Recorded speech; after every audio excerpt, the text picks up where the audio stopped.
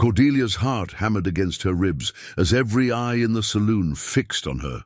The plan that had seemed brilliant in her desperation now felt like the ravings of a madwoman. What could she possibly offer Sean Murphy that would be worth more than Daniel's life? But then she remembered something, a conversation from the train platform, a detail that might be her salvation or her doom. "You're a businessman, Mr. Murphy," she began, her voice steadier than she felt, "and businessmen understand that sometimes the greatest profits come from the most unexpected sources." Murphy leaned forward slightly, his interest clearly piqued. "Continue." "My husband's brother, Jeremiah Blackwood, owns one of the largest cattle operations in the territory. Thousands of acres, hundreds of head of cattle, and a location that controls access to the best grazing land for 50 miles in any direction." Daniel shot her a confused look, but she pressed on, praying her gamble would work. "What if I told you there was a way to acquire that ranch, legally and completely, without spending a single dollar of your own money?" The silence stretched taut as a bowstring. Murphy's pale eyes never left her face, studying her with the intensity of a predator evaluating prey. Around the room, his men had gone completely still, sensing that something significant was unfolding. "That would be interesting indeed," Murphy said slowly, "but I fail to see how your husband's gambling debt relates to his brother's property, unless you're suggesting we simply take it by force, which seems inelegant." "Not by force," Cordelia said, her mouth dry as desert sand. "By marriage." The words hung in the smoky air like a death sentence. Daniel went rigid beside her, finally understanding what she was proposing. Sheriff McKinnon made a sound of protest, but Murphy silenced him with a raised hand. "Explain," Murphy commanded.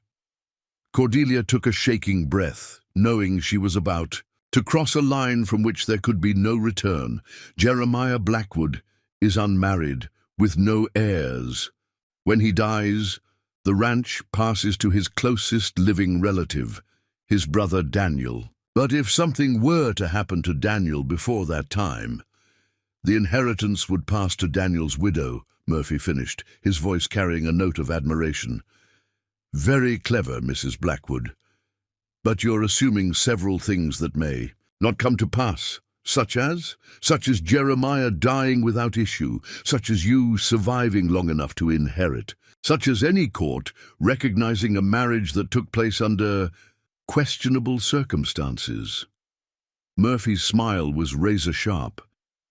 "And such as my being interested in a plan that requires waiting for natural death when more immediate solutions are available." The threat was unmistakable. Cordelia felt Daniel tense beside her, saw his hand drift toward his gun, and knew they were seconds away from violence that would solve nothing. "Mr. Murphy," she said quickly, "you're thinking like a common criminal instead of a true businessman. Yes, you could kill Jeremiah and Daniel both, but then what? You'd have a ranch covered in blood with the territorial government asking uncomfortable questions. You'd have property you couldn't legally sell or develop because everyone would know how you acquired it." She stepped closer to his table, ignoring the menacing presence of his men. "But my way gives you everything you want, with no risk to yourself. Jeremiah has been courting disaster for years, drinking too much, taking foolish chances, making enemies. Men like that rarely live to see old age, especially in territory this wild. And if he lives longer than expected, then you still own my husband's debt, and through me, you have legitimate claim to a share of one of the territory's most profitable operations." Cordelia's voice grew stronger as she spoke, fed by a desperate kind of certainty. "Either way, you win. The only question is how much you're willing to win." Murphy was quiet for a long moment, his fingers drumming silently on the table. When he finally spoke, his words sent ice through her veins. "There's one flaw in your logic, Mrs. Blackwood. You're assuming I need your cooperation to make this plan work. But once your husband is dead, you'd be free to remarry, free to choose a husband who could properly manage your inheritance.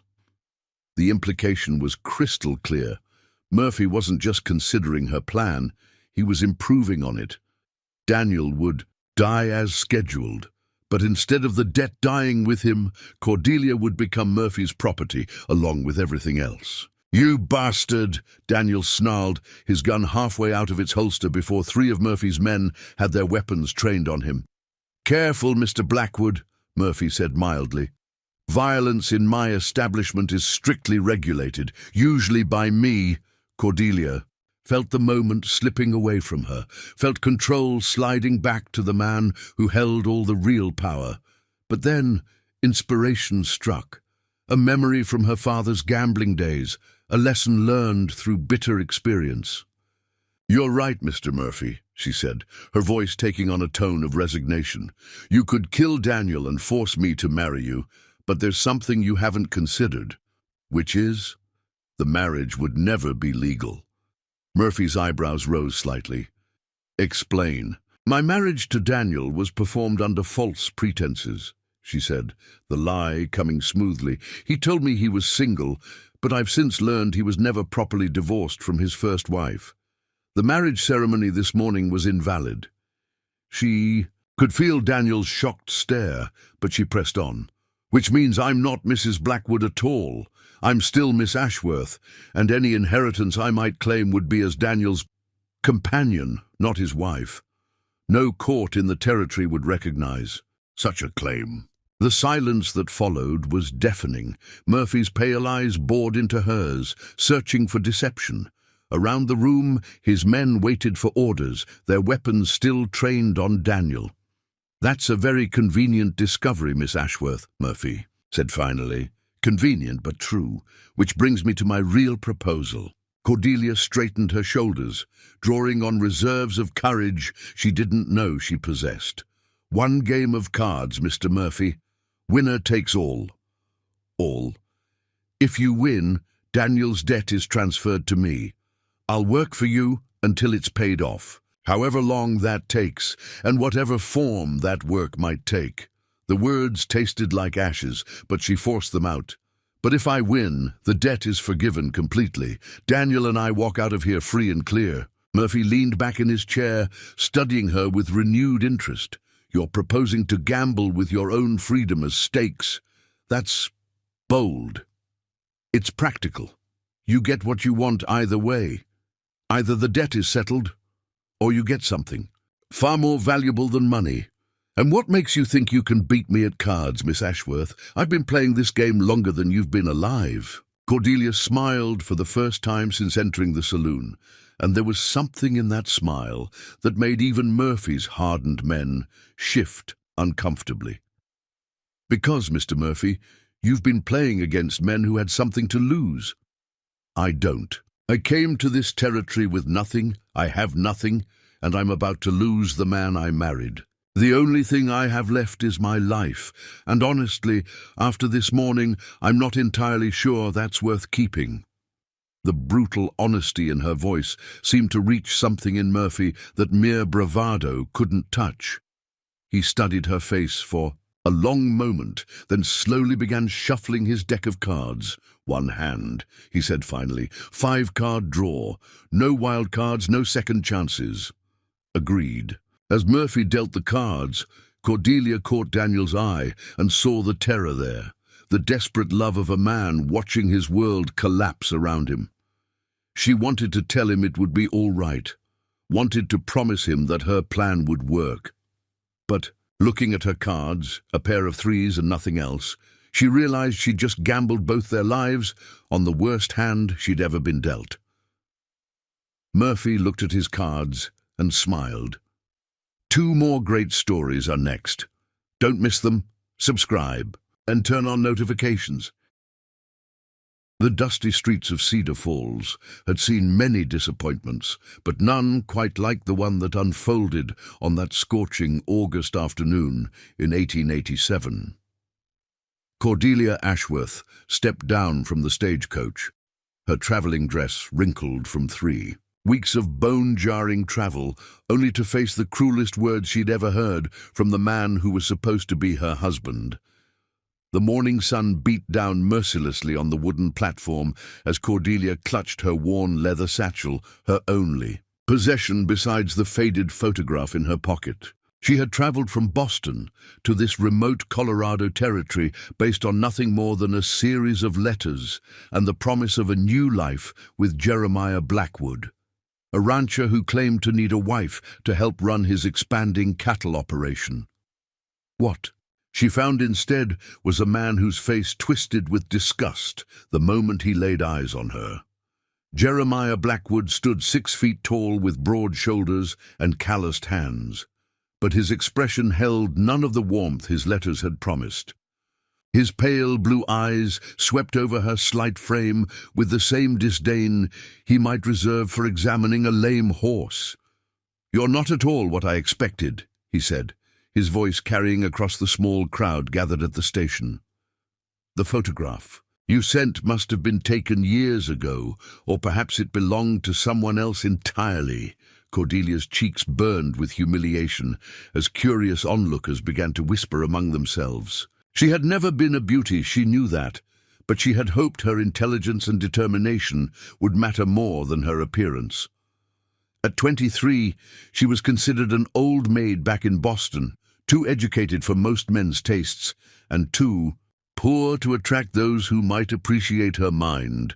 "Mr. Blackwood," she began, her voice steady despite the tremor in her hands. "I assure you the photograph was recent and accurate. Perhaps if we could speak privately—" "Look at you," he interrupted, circling her like a buyer examining livestock. "Skinny as a rail fence and pale as milk. What good would you be on a ranch? You'd probably break in half the first time a strong wind came through." The crowd's murmurs grew louder, and Cordelia felt tears threatening to spill down her cheeks. She had sold everything she owned to make this journey, had endured weeks of uncomfortable travel and the constant fear that she was making a terrible mistake. Now, standing in the blazing Colorado sun, with nowhere to go and no money to return home, she realized her worst fears had come true. "I may be slight in stature," she said, lifting her chin with what dignity she could muster, "but I am stronger than I appear. I've worked hard all my life, Mr. Blackwood. I can cook, clean, tend to animals, and manage household accounts. Surely those qualities matter more than looking like a scarecrow." Jeremiah's laugh was harsh and cutting. "Lady, I need a wife who can bear children and help with the heavy work. You look like you'd snap in two if a man so much as touched you. I've got a ranch to run, not a charity for spinsters."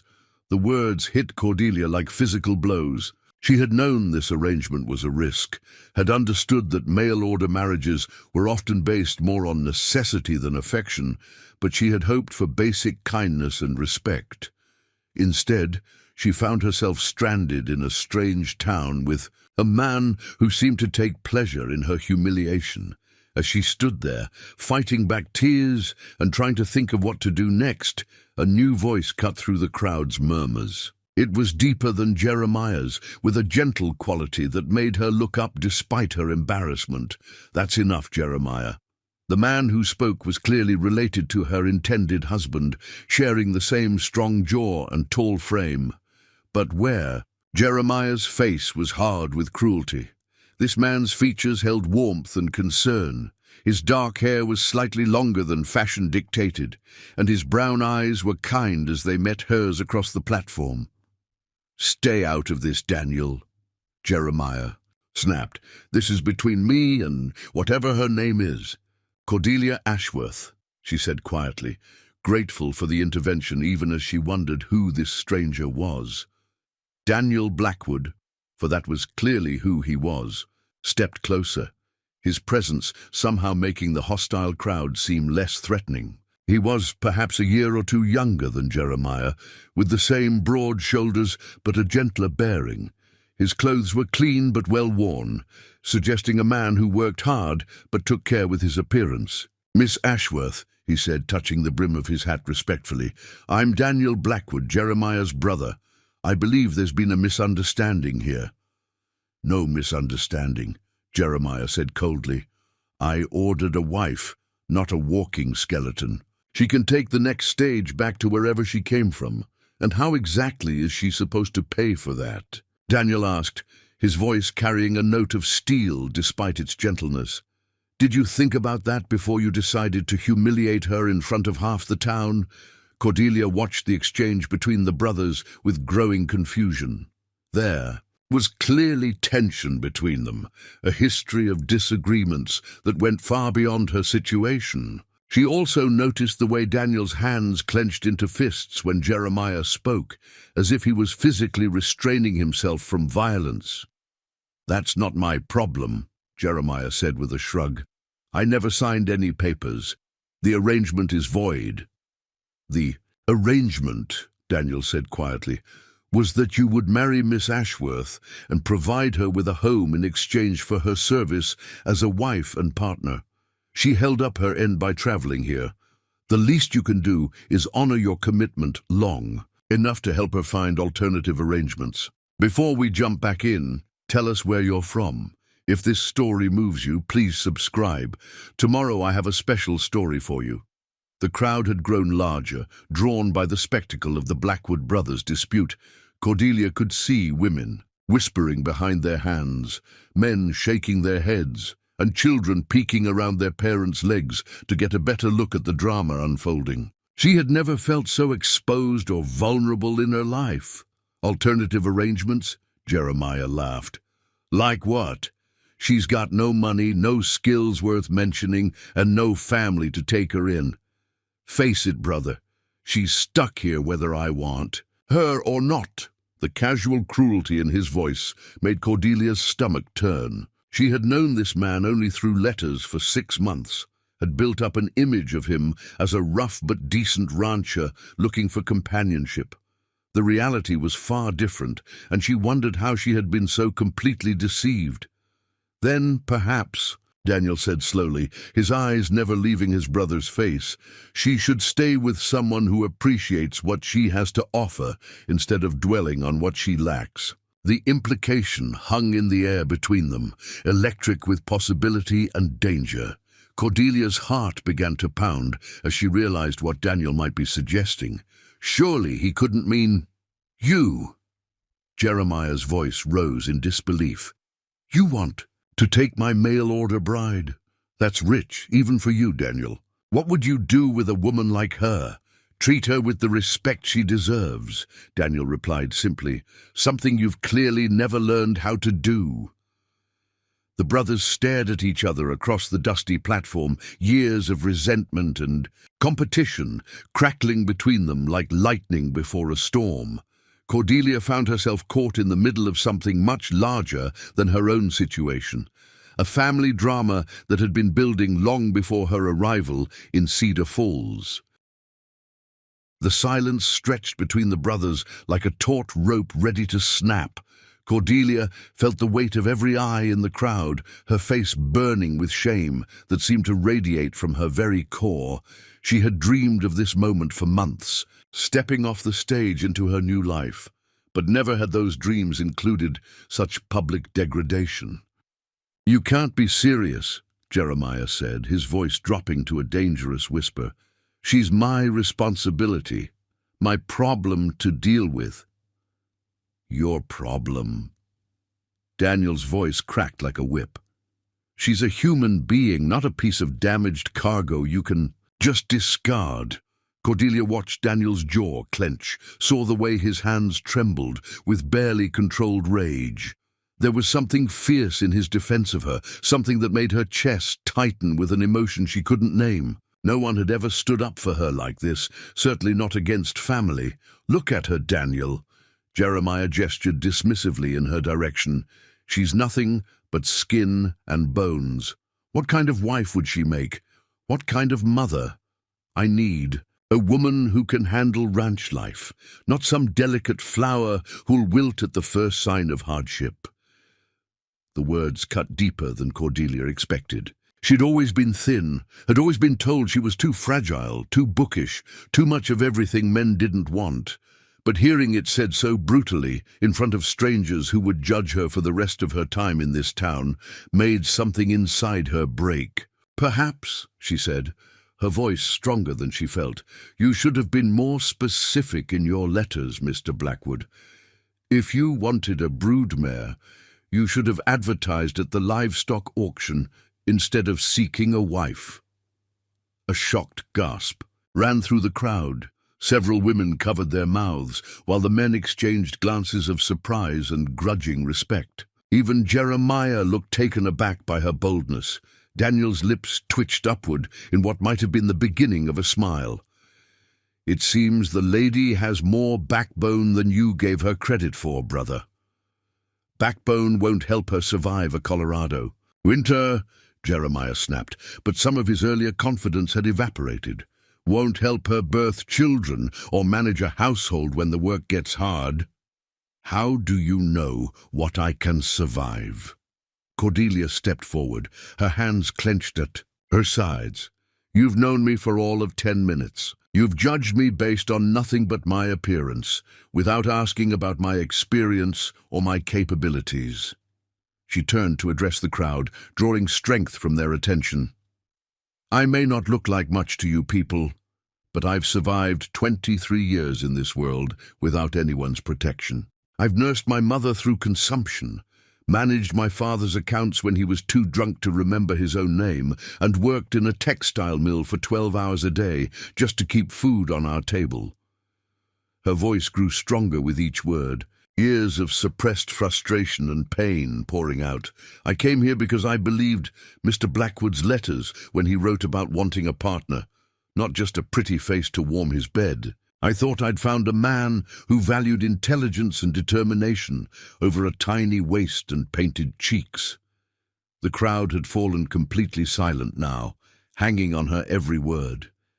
Even Jeremiah seemed stunned by her transformation from meek victim to fierce defender of her own worth. "But clearly," she continued, her eyes blazing as she looked directly at Jeremiah, "I was mistaken about your character, just as much as you were mistaken about mine." Daniel watched her with growing admiration, seeing fire where his brother saw only frailty. This woman had traveled alone across half the continent on nothing but faith and determination. She had stood up to public humiliation with a dignity that put most men to shame. How could Jeremiah be so blind? "Miss Ashworth," Daniel said quietly, drawing her attention away from his brother. "If I may ask, what are your plans now?" The question hit her like a physical blow because she had no answer. She had spent her last coins on the stagecoach fare, had sold everything she owned to make this journey possible. There was no family to return to, no home waiting back in Boston. She was truly, completely alone. She began, then stopped, her newfound confidence crumbling as reality crashed back over her. "I don't know." The admission was barely a whisper, but it carried clearly in the still air. She saw pity in some faces, dismissal in others, and something that might have been understanding in Daniel's brown eyes. "There's the widow Morrison," someone in the crowd called out. "She might take in a boarder." "For what payment?" another voice responded.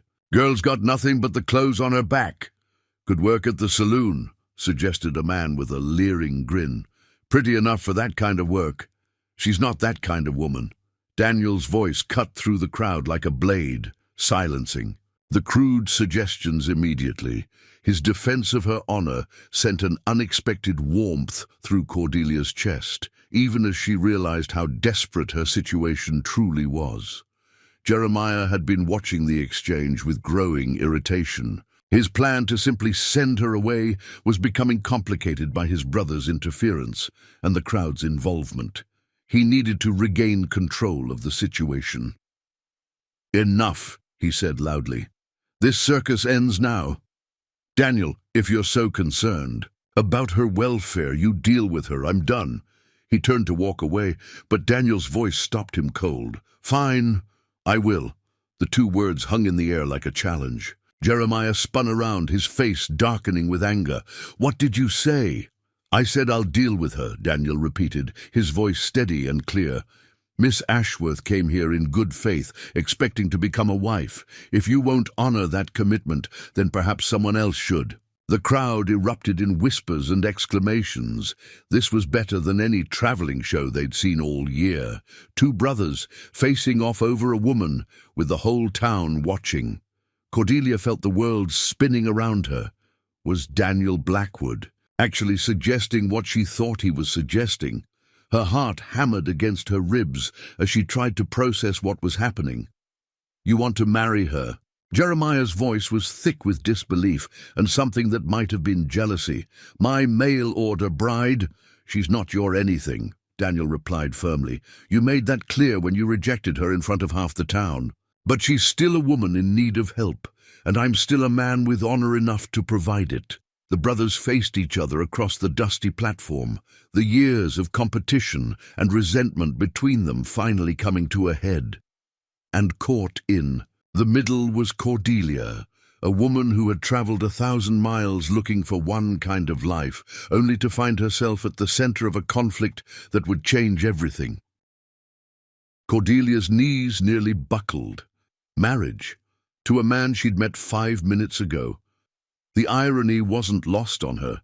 She'd already agreed to marry a stranger once today, and look how that had turned out. But something in Daniel's eyes, a steadiness that his brother completely lacked, made her breath catch in her throat. You've lost your mind, Jeremiah snarled, stepping closer to Daniel. She's my responsibility, my contracted bride. You can't just... Can't what? Daniel's voice was deadly. Quiet. Honor a commitment you've already broken. Show basic human decency. Or are you just angry that someone else might want what you've thrown away? The crowd pressed closer, sensing violence brewing between the brothers. Cordelia saw Sheriff McKinnon pushing through the throng, his hand resting on his gun belt. This was spiraling beyond a simple family dispute, but it was the look in Jeremiah's eyes that truly frightened her. Not anger, but something calculating and cruel. She'd seen that expression before, on her father's face, when he'd sold her mother's wedding ring for whiskey money. It was the look of a man who would destroy something rather than let someone else have it. Fine, Jeremiah said suddenly, his voice turning sickeningly sweet. If you want her so badly, brother, then take her, but let's make this interesting. Daniel's jaw tightened. What are you talking about? A wager. Winner takes the woman. Jeremiah's smile was all teeth and malice. Unless, of course, you don't think your precious moral principles can stand up to a real test. I'm not a prize to be won, Cordelia snapped, finding her voice again. But neither brother seemed to hear her, locked as they were in their escalating confrontation. What kind of wager? Daniel asked, though his tone suggested he already regretted the question. Jeremiah glanced around the crowd, his eyes settling on something that made his smile widen. See that? He pointed to a massive oak tree about 50 yards away, its trunk scarred by years of target practice. 3 shots each, closest to center wins. Several men in the crowd whistled low. Both Blackwood brothers were known for their shooting skills, but this was madness. Cordelia felt sick realizing they were discussing her future like she was a gambling debt. And if I refuse, Daniel asked, then she stays with me as originally arranged. After all, I did pay for her passage. Jeremiah's lie came smoothly, but Cordelia saw Daniel's hands clench into fists. You lying snake, you know damn well. Prove it, Jeremiah interrupted. Show the town that Daniel Blackwood can back up his pretty words with action, or admit you're all talk and no substance, just like always. The insult hit its mark. Years of being dismissed as the younger brother. The idealistic fool flashed across Daniel's face. Cordelia saw the exact moment he decided to accept the challenge, and her heart sank. Daniel, no, she said quietly, moving toward him. Please, this isn't the way. He looked at her then, really looked at her, and she saw something shift in his expression. Miss Ashworth, I'm sorry, you're right, this is wrong. For a moment, hope bloomed in her chest. Then Jeremiah laughed, the sound harsh and mocking. "Of course you'd back down. Always did prefer your books to real action. No wonder Father left the ranch to me." He turned to the crowd. "Folks, looks like my mail-order bride gets to stay exactly where she belongs, with the man who can actually provide for her." The casual cruelty in his voice, the certainty that he owned her simply because she'd stepped off a stagecoach, ignited something dangerous in Cordelia's chest. She'd spent her entire life being told what she could and couldn't do, where she did and didn't belong. Not anymore. "Stop," she said, her voice cutting through the crowd's murmurs like a blade. "Both of you, just stop." She stepped between the brothers, her slight frame dwarfed by their height, but somehow commanding attention. "I am not a possession to be wagered over. I am not livestock to be examined and found wanting. I am a human being with my own mind and my own choices." Her voice grew stronger, fed by years of suppressed anger. "Mr. Jeremiah Blackwood, you made it clear you don't want me. Fine. The feeling has become entirely mutual. You are crude, cruel, and completely lacking in basic human decency." Jeremiah's face darkened, but she pressed on before he could interrupt. "And Mr. Daniel Blackwood, while I appreciate your defense of my honor, I will not have my future decided by how accurately you can shoot a tree trunk." The crowd had gone dead silent, shocked by her boldness. Even the sheriff had stopped pushing forward, apparently as captivated as everyone else by this slight woman, taking on two of the most powerful men in the territory. "So here's what's going to happen," Cordelia continued, her chin raised defiantly. "I'm going to walk away from both of you. I'll find my own lodging, my own work, and my own future, without anyone's charity or pity or misguided sense of obligation." She turned toward her bag, but Daniel's voice stopped her. "Miss Ashworth, wait." His tone was different now, urgent, almost desperate. "You don't understand. This town, it's not kind to women without protection, especially women who've been publicly—" He struggled for words. "Humiliated, rejected, cast aside." She supplied the words he couldn't say. "Yes, Mr. Blackwood, I'm well aware of my situation." "Then you know you need help," Jeremiah said, his voice mockingly gentle. "And lucky for you, I'm a generous man.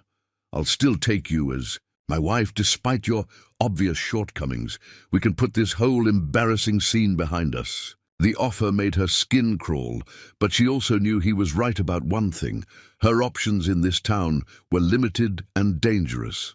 A woman alone, with no money and no connections, would be prey for any man with bad intentions. But before he could respond, Daniel stepped forward. "There is another option," he said quietly, "one that doesn't involve wagering or coercion or treating you like property." Cordelia turned to look at him, seeing something in his face she hadn't noticed before. Genuine respect and perhaps something deeper. "I'm offering you a choice, Miss Ashworth, a real choice." His voice was steady, sincere.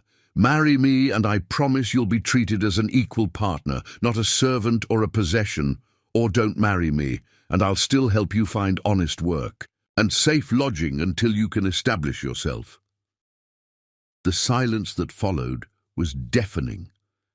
This wasn't the dramatic gesture of the shooting contest or the crude bargaining of his brother. This was something else entirely, an offer of partnership without strings attached.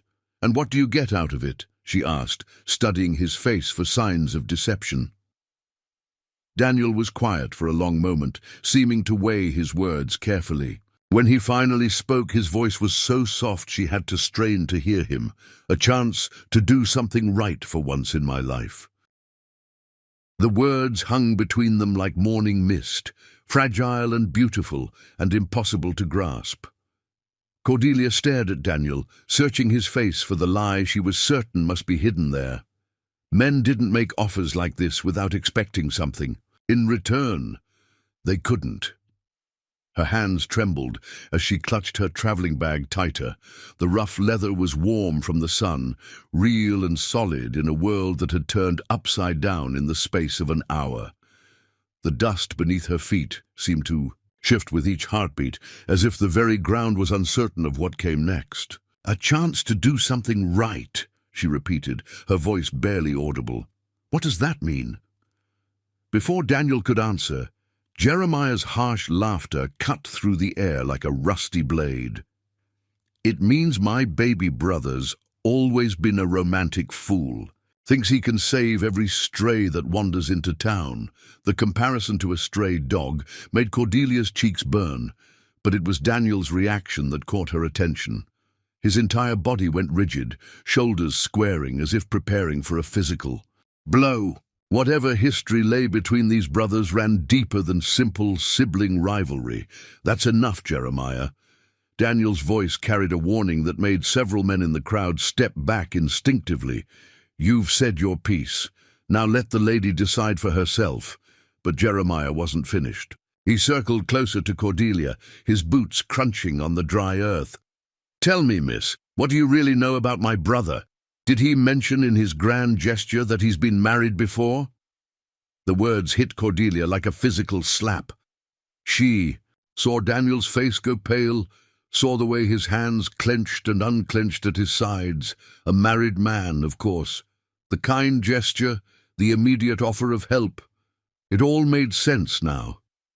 He was simply a man comfortable with the arrangement of marriage, probably missing his deceased wife. "She died," Daniel said quietly, not meeting Cordelia's eyes. 3 years ago. Childbirth." The pain in his voice was raw, unhealed. Cordelia felt something twist in her chest, an unexpected sympathy for this man she barely knew. She understood loss, understood the way grief could hollow you out and leave you grasping for ways to fill the emptiness. "And the baby," she asked, though she already knew from his expression, "didn't survive." The words came out broken, barely audible. Jeremiah's smile was poisonous. "So, you see, miss, my brother has quite the history of failing to protect the women in his care. Are you certain you want to trust your life to him?" The cruelty was breathtaking. Cordelia watched Daniel's face crumple, watched years of guilt and self-blame play out in his expression. This wasn't just a family feud, this was torture, systematic and deliberate. "You bastard," she whispered, the word escaping before she could stop it. The crowd drew a collective breath. Ladies didn't use such language, especially not in public, but Cordelia was beyond caring about propriety. She'd seen enough cruelty for one lifetime, and watching Daniel being torn apart by his brother's viciousness made something fierce and protective rise in her chest. "How dare you use his grief as a weapon?" she continued, her voice growing stronger. "A man's pain isn't entertainment for your twisted games." "Careful, miss," Jeremiah said, his voice turning dangerous. "You're in no position to make enemies." "I'm in no position to stand by and watch innocent people be destroyed either." She stepped closer to Daniel, close enough to see the unshed tears in his eyes. "Mr. Blackwood, I'm sorry for your loss, but your brother's cruelty doesn't change what you've offered me." Daniel looked at her then, really looked at her, and she saw surprise flicker across his features. "You would still consider it, even knowing that you've loved and lost, that you understand pain?" She reached out without thinking, her fingertips barely brushing his sleeve. "That makes you more trustworthy, not less." The touch was electric, sending warmth shooting up her arm. Daniel's eyes widened as if he'd felt it too, and for a moment the crowd, the dust, the entire world seemed to fade away. There was only this, a man and woman recognizing something unexpected in each other. "This is touching," Jeremiah said, his voice dripping with sarcasm. "But let's discuss practicalities. Daniel, you live in that falling-down cabin on the north edge of my land. You barely have enough to support yourself, let alone a wife. What kind of life could you offer her?" The question hit its mark. Daniel's shoulders sagged slightly, and Cordelia saw the doubt creeping back into his expression. He was the younger brother, the one without inheritance or prospects. Whatever he was offering her, it wouldn't be the comfortable life his brother could provide. "I may not have much," Daniel said quietly. "But what I have, I'd share freely. Miss Ashworth would be a partner, not a burden or a decoration." "Partner in what? Poverty?" Jeremiah's voice was mocking. "At least with me, she'd have a real house, a successful ranch, security. What can you give her besides good intentions?" The question hung in the dusty air, and Cordelia saw Daniel struggling with the truth of it. He was offering her his heart, but could love fill an empty stomach or provide shelter from a Colorado winter? She thought of her journey here, the weeks of uncomfortable travel, sustained only by hope for something better. She thought of the factory back in Boston, the endless days of mind-numbing work just to survive. She thought of her father's drunken rages and her mother's quiet desperation, trapped in a life with no choices and no escape. "Mr. Daniel Blackwood," she said finally, her voice clear and strong, "if your offer is genuine, if you truly mean what you say about partnership and respect, then I accept." The crowd erupted. Some cheered, others gasped, and a few women began talking rapidly among themselves. But Cordelia only had eyes for Daniel, whose face had transformed with hope and something that might have been joy. "You're making a mistake," Jeremiah said coldly. "A mistake you'll regret when winter comes, and you're starving in that hovel he calls home." "Perhaps," Cordelia replied, her chin raised defiantly. "But it will be my mistake to make, and I'd rather starve as a free woman than live as a pampered prisoner." She turned to Daniel, her heart hammering against her ribs. "When do you want to have the ceremony?" "Now," Daniel said immediately, then caught himself. "I mean, whenever you're ready. There's no rush. We could—" "Now," she agreed, surprising herself with her certainty, "before I lose my nerve or you come to your senses." Pastor Williams had been standing in the crowd, watching the drama unfold with the fascination of a man who'd have material for sermons for the next 6 months. When Daniel called his name, the elderly preacher stepped forward with a mixture of excitement and apprehension. "You want me to perform the ceremony here? Now?" Pastor Williams looked around at the dusty platform, the gawking crowd, the less-than-romantic circumstances. "Shouldn't we at least move to the church?" "Here's fine," Cordelia said quickly. The longer they waited, the more time she'd have to think about what she was doing, to remember all the ways this could go wrong. "Unless you have objections, Mr. Blackwood?" "None at all," Daniel replied, his voice warm with something that might have been affection. "Though I wish I had a ring to offer you." Without hesitation, Cordelia reached into her bag and pulled out a simple silver band.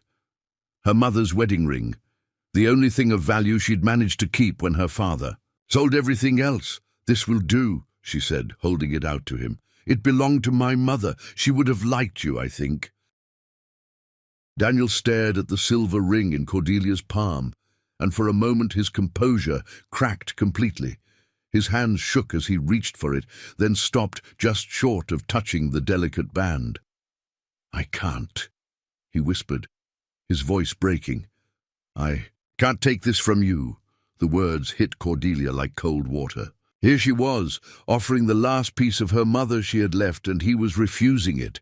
The rejection stung more than it should have, considering she'd known this man for less than an hour. "Why not?" she asked, trying to keep the hurt from her voice.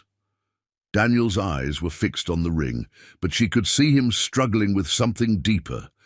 "Because when I put a ring on my wife's finger before, when I made those same promises," he swallowed hard, "she died, Miss Ashworth. She died because I couldn't protect her."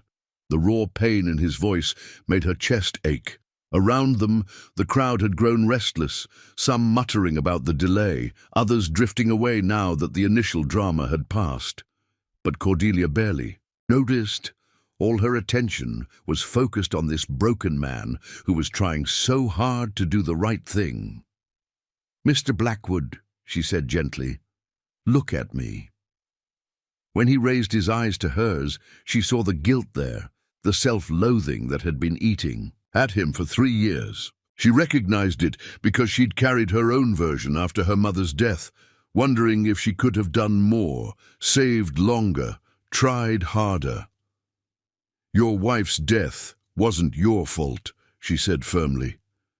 "Childbirth takes women every day, rich and poor alike. You couldn't have prevented it any more than you could have stopped the sun from rising." "You don't understand," Daniel said, his voice barely audible. "I should have gotten the doctor sooner, should have taken her to Denver where they had better facilities, should have what? Seen the future." Cordelia stepped closer, ignoring the impropriety of their intimate conversation being held in public. "Mr. Blackwood, guilt is a luxury only the living can afford. Your wife is gone, but you're still here. The question is what you're going to do with the life you have left." Her words seemed to reach something deep inside him. His shoulders straightened slightly, and when he looked at her again, she saw a spark of something that hadn't been there before. "Take the ring," she said softly, pressing it into his palm. "Not as a replacement for what you lost, but as a promise of something new." Daniel's fingers closed around the silver band, and she felt the warmth of his skin against hers. "What if I fail you too?" he asked, his voice raw with honesty. "What if you don't?" she countered. "What if we both stop living in fear of what might go wrong and start hoping for what might go right?" Before he could respond, Jeremiah's voice cut through their moment like a blade. "How touching. But let's see how long this romantic nonsense lasts when reality sets in." Cordelia had almost forgotten about the elder Blackwood brother. So focused had she been on Daniel. Now she turned to face him, seeing the calculating look in his eyes that made her skin crawl. "Something to say, Jeremiah?" Daniel asked, his voice hardening as he slipped the ring into his pocket. "Just wondering if you've told your bride-to-be about your other little problem," Jeremiah said with a cruel smile. "About why you really can't afford to support a wife." Daniel went very still beside her, and Cordelia felt a chill of foreboding. What other secrets was she about to learn about the man she'd just agreed to marry? "What's he talking about?" she asked quietly. "It's nothing," Daniel said quickly, but the lie was obvious in his voice. "Nothing?" Jeremiah laughed. "You think gambling debts are nothing? Tell her about Murphy's saloon, brother. Tell her about the poker game last month where you lost more money than you make in 6 months. The words hit Daniel like physical blows. Cordelia saw him flinch, saw the shame wash over his features, and felt her heart sink. A gambling man, like her father. The similarity made her stomach turn. "Daniel," she said, her voice carefully controlled. "It's not what you think," he said desperately. I'm not like that. It was just one night, one stupid mistake. I was drunk and hurting, and now you owe Sean Murphy more money than you'll see in a year," Jeremiah finished. "Money that's due next week, or Murphy sends his boys to collect it in other ways. This story took us a long time. If you like it, subscribe." Now, back to the story. The crowd had grown quiet again, sensing new drama unfolding. Cordelia felt their eyes on her, watching to see what the mail-order bride would do now that her white knight had tarnished armor. Her mind raced, trying to process this new information. Daniel was in debt to dangerous men. He was struggling financially, even without a wife to support. And he'd just made the same mistake her father had made countless times, trying to solve his problems with cards and dice instead of hard work and honest dealing. "How much?" she asked quietly. "Miss Ashworth, you don't need to—" "How much?" she repeated, her voice sharper. Daniel's answer was barely a whisper. $300. The amount was staggering, more than most men in the territory made in half a year. Certainly more than a struggling rancher could hope to earn before Murphy's patience ran out. Cordelia closed her eyes, feeling the weight of her decision pressing down on her. She could walk away now, should walk away. Daniel was a good man. She believed that, but good men could still make terrible husbands. Her father had been kind and gentle when he was sober, but alcohol and gambling had turned him into something else entirely. When she opened her eyes, she found Daniel watching her with an expression of desperate hope mixed with resigned acceptance. He was waiting for her to leave, she realized, expecting it even. He'd probably been abandoned before because of his mistakes. "Pastor Williams," she called out, her voice clear and strong. "I believe you have a ceremony to perform." The collective gasp from the crowd was audible. Even Daniel looked stunned. "Cordelia," he started, using her first name for the first time. "You can't. You don't understand what you'd be getting into." "I understand perfectly," she replied, smoothing her wrinkled traveling dress and trying to look more confident than she felt. "I'm marrying a man with debts, limited prospects, and a tragic past. A man who's honest enough to tell me his failings and decent enough to give me a choice." She paused, looking directly at Jeremiah, which is more than I can say for some people. Jeremiah's face darkened with anger, but before he could respond, Pastor Williams stepped forward, his Bible clutched in his weathered hands. "Are you certain about this, child?" the old preacher asked gently. "Marriage is a sacred bond, not to be entered into lightly." "I'm certain," Cordelia said, though her heart was hammering so hard she was sure everyone could hear it. She turned to Daniel, seeing the wonder and gratitude in his eyes. "Are you?" Daniel's answer came without hesitation. "More certain than I've been about anything in 3 years." As Pastor Williams began the familiar words of the marriage ceremony, Cordelia found herself thinking about the strange turns her life had taken. This morning she'd awakened on a stagecoach, dreaming of a comfortable life with a successful rancher. Now she was marrying a different man entirely, one who could offer her little beyond his name and his promise to try. But as Daniel took her hand in his, as she felt the warmth and strength of his fingers intertwined with hers, she realized something surprising. For the first time since leaving Boston, she wasn't afraid of what came next. "Do you, Daniel James Blackwood, take this woman to be your lawfully wedded wife?" Pastor Williams asked. "I do," Daniel said, his voice strong and clear. "And do you, Cordelia May Ashworth, take this man to be your lawfully wedded husband?" She looked into Daniel's brown eyes, seeing hope and determination there, and made her choice. "I do."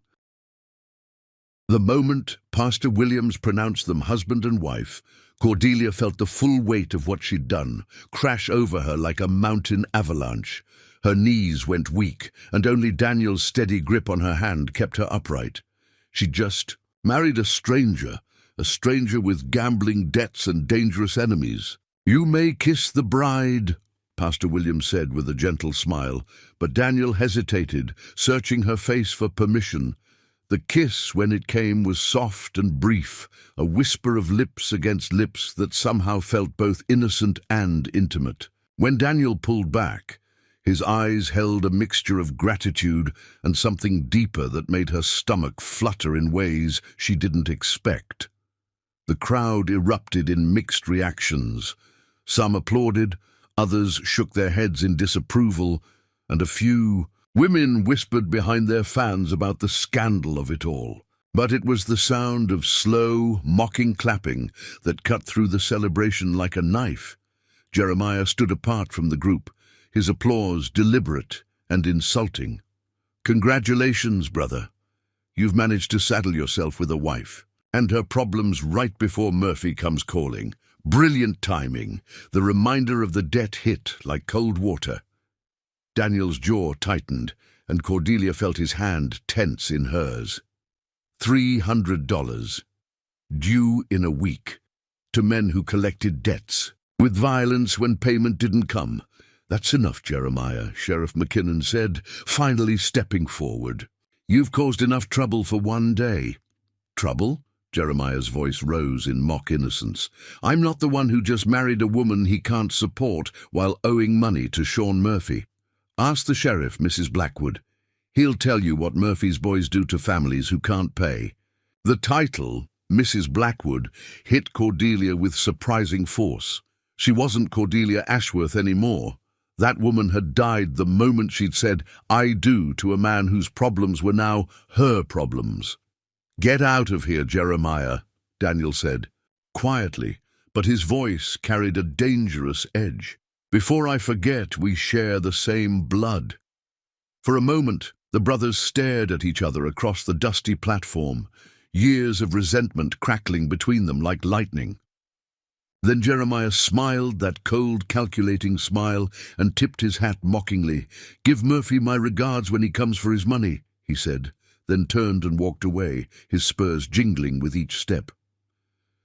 The crowd began to disperse, some offering awkward congratulations, others clearly eager to spread the gossip about the morning's events. Soon only a handful of people remained: Pastor Williams, Sheriff McKinnon, Doc Patterson, who'd emerged from his office to watch the spectacle, and old Mrs. Chen, who ran the boarding house. "Daniel," Sheriff McKinnon said quietly, his weathered face creased with concern, "about Murphy. You know I can't protect you once his boys come calling, not unless you want to press charges after the fact. And by then—" He didn't need to finish. Everyone knew what Sean Murphy was capable of. The saloon owner had connections throughout the territory, men who asked no questions and left no witnesses. "I know, Sheriff," Daniel replied, his voice hollow. "I'll figure something out." Figure what out? Cordelia found herself asking, though. And part of her didn't want to know the answer. What exactly happens if you can't pay? The silence that greeted her question was more terrifying than any words could have been. She saw the men exchange glances, saw the pity in their eyes, and felt ice form in her stomach. "Mrs. Blackwood," Doc Patterson said gently, "perhaps you should discuss this privately with your husband." "I'm discussing it now," she said, her voice sharper than she intended. "I just married this man. I think I have a right to know what I've gotten myself into." Daniel squeezed her hand, and when she looked at him, she saw defeat in his eyes. "Murphy doesn't just want money, Cordelia. He wants examples. Men who welsh on debts to him, they disappear. Or they have accidents. Sometimes. Their families do too." The words hit her like physical blows. She'd married a man with a death sentence hanging over his head, and now that sentence extended to her as well. Her vision swam, and she had to grip Daniel's arm to keep from falling. "How could you?" she whispered. "How could you ask me to marry? You knowing this?" "I didn't ask," Daniel said quietly. "You offered, and I was too selfish to say no because—" he struggled for words, "because I couldn't bear the thought of dying alone." The brutal honesty was like a slap. No pretty words about love or protection or partnership. Just the raw truth of a desperate man grabbing onto anything that might make his final days less lonely. "Well," she said, surprising herself with how steady her voice sounded, "I suppose we'd better make sure you don't die then." Everyone stared at her, Daniel with amazement, the others with confusion.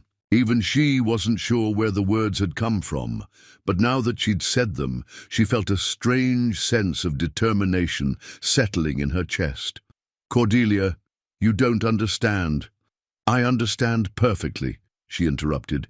"You owe Sean Murphy $300, money you don't have and can't earn in a week, so we need to find another solution." "What kind of solution?" Sheriff McKinnon asked, though his tone suggested he didn't hold out much hope. Cordelia thought of her journey, here, of the letters she'd exchanged with Jeremiah, of the careful planning and saving that had made this trip possible. She thought of her father's debts and her mother's desperate attempts to keep the family afloat through impossible circumstances. "I need to see this Sean Murphy," she said finally. "Absolutely not," Daniel said immediately. "Cordelia, Murphy isn't just a saloon owner. He's dangerous, the kind of man who what? Preys on desperate people, takes advantage of those with nowhere else to turn?" She looked at him steadily.